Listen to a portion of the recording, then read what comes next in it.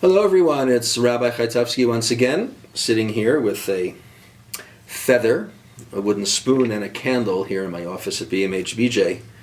And I'm sure we all know what this is. This is the Search for Chametz kit, the Bedikat Chametz kit. And Pesach is just around the corner. Next Friday night is going to be our first Seder, ushering in 8 days of matzah and macaroons, for those who like that, and 8 days of no chametz, no leaven. And prior to Pesach, the night before, we are told to search our homes and be sure that we will not find any chametz in our homes. And the tradition is to use a candle that lets us see the chametz where it may be, a wooden spoon or a feather to brush the chametz. Some people use the wooden spoon to hold the chametz, other people use a bag. And then the next day, the chametz is burned by a certain time in the morning, and our homes are free from chametz. And the ceremony of searching for the chametz is actually, it's a manufactured one. Manufactured in the sense that we put out 10 pieces of bread, that is the tradition, and we go around and make a blessing, we go around, we look for chametz, and we find the 10 pieces of bread and put them in the bag and burn them the next day. We're putting out pieces of bread because theoretically, the night before Pesach, our homes would already be clean and we would not really be finding any chametz, and that's how it's supposed to be. But since we're making a blessing and we can't have a bracha levatala, a blessing in vain, we set out 10 pieces of chametz, 10 pieces of bread, and we look and collect those 10. This is an interesting thought, and for this year it's become my favorite new idea, something I never heard before, and I want to share it with you. It has to do with Bedikat Chametz, and it has to do with what chametz is. We already know that chametz is leavened products, leavened food.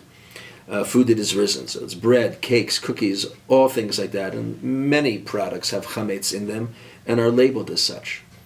But in the eyes of rabbinic law and in the eyes of rabbinic philosophy, chametz is actually much more than that. There is chametz within each of us.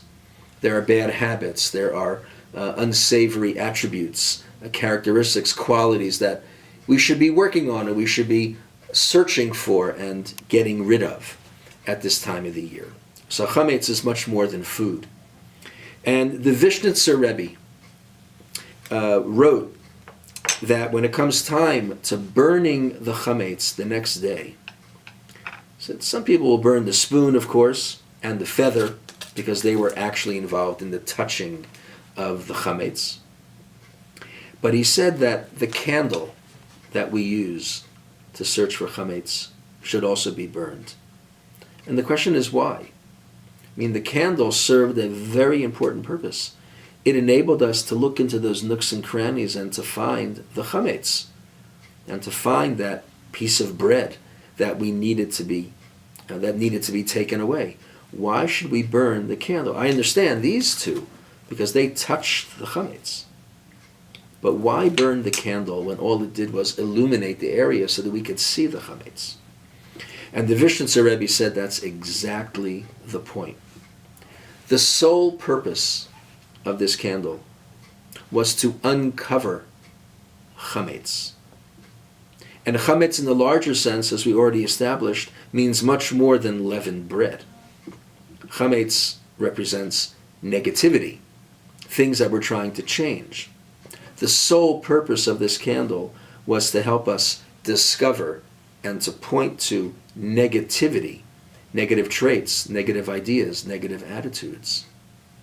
And the Vishnitzer Rebbe said that if there is something in the world whose sole purpose is to uncover and highlight negativity, then the minute that purpose is fulfilled, you must banish that item.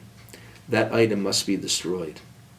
And if you think about it, no one likes people whose sole task in life seems to be to point to the foibles and the shortcomings of others.